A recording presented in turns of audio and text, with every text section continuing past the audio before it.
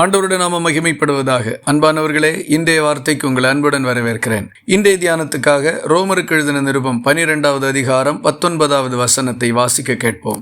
பிரியமானவர்களே, பழிவாங்குதல் எனக்குரியது, நானே பதில் செய்வேன் என்று கர்த்தர் சொல்லுகிறார் என்று எழுதியிருக்கிறபடியால் நீங்கள் பழிவாங்காமல் கோபாக்கினைக்கு இடம் கொடுங்கள். பிறர் நமக்கு தீமைகளை செய்கின்ற போதும் அவர்களால் நாம் சில பாதிப்புகளுக்கு உள்ளாகின்ற போதும் பொதுவாக நமக்குள்ளே தோன்றக்கூடிய எண்ணம், அவர்கள் செய்ததற்கு நிகராக நாமும் ஏதாகிலும் அவர்களுக்கு செய்ய வேண்டும் என்கிற எண்ணம் தான். வேதாகமம் அதற்கு இடம் கொடுக்கிறதில்லை. நாம் வாழ வேண்டிய வழிகளையும் கை கொள்ள வேண்டிய காரியங்களையும் சரியாக நமக்கு காண்பித்து கொடுப்பது வேத வசனம்தான். நமக்குள்ளிருந்து மனுஷீகத்திலும் நம்முடைய உணர்ச்சி வசப்பட்ட நிலைகளிலிருந்தும் பல எண்ணங்கள் எழும்பும்.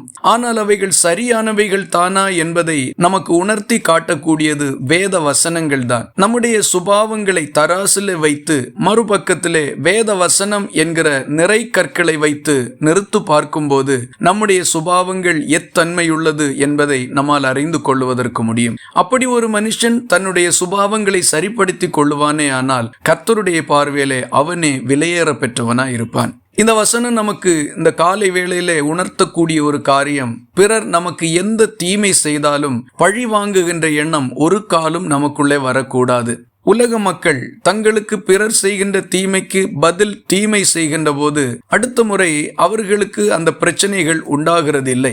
ஏனென்றால் அவர்களுக்கு தீங்கு செய்தவர்கள் தங்களுக்கு தீங்கு வந்துவிடும் என்று விலகி சென்று விடுகின்றார்கள். ஆனால் பதில் செய்யாமல் விலகி செல்லுகிறவர்களும் சகித்து கொள்ளுகிறவர்களும் தொடர்ந்து அதே பிரச்சனைகளை எதிர்கொள்ள வேண்டிய சூழ்நிலைகள் வாழ்க்கையில வரும். இதுதான் அநேகர் சிந்திக்கக்கூடிய ஒரு இடமாக இருக்கின்றது. தாழ்மையோடும் வசனத்தை கை கொண்டும் நடக்கிறவர்கள் மிக கடினமான சூழ்நிலையை இப்படிப்பட்ட சந்தர்ப்பத்தில் சந்திப்பார்கள். இந்த சூழ்நிலையிலையும் வேத வசனத்தை தான் நாம் கவனிக்க வேண்டும். கர்த்தர் என்ன சொல்லுகிறார்? நீங்கள் பழி வாங்காமல் கோபாக்கினைக்கு இடங்கொடுங்கள் என்று.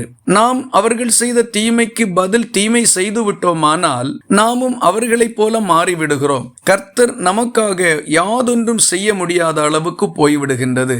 அவர்களும் தீமை செய்தார்கள், நாமும் பதில் செய்து விட்டோம். இந்த விஷயத்தில் இரண்டு பேரும் ஒன்று போல காணப்படுகின்றார்கள். ஆகவே வசனம் சொல்லுகிறபடி நாமும் அவர்களுக்கு பதில் செய்து அவர்களைப் போல மாறாமல் கர்த்தரை சார்ந்து கொண்டு நிற்போமானால் தேவன் நமக்காக கிரியை செய்வார். நாம் ஒன்று செய்யும் பொழுது அது தவறாக மாறிவிடுகின்றது. கர்த்தர் நமக்காக அந்த காரியத்தை செய்யும் போது அது நியாயமும் நீதியுமாக மாறிவிடுகின்றது.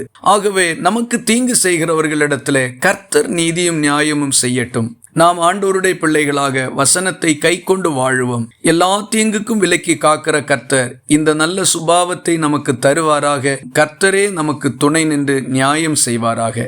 இந்த வார்த்தைகள் இந்த நாள் முழுவதும் உங்களுக்கு ஒரு ஆசீர்வாதமாய் இருப்பதாக. ஜெபிக்கலாமா?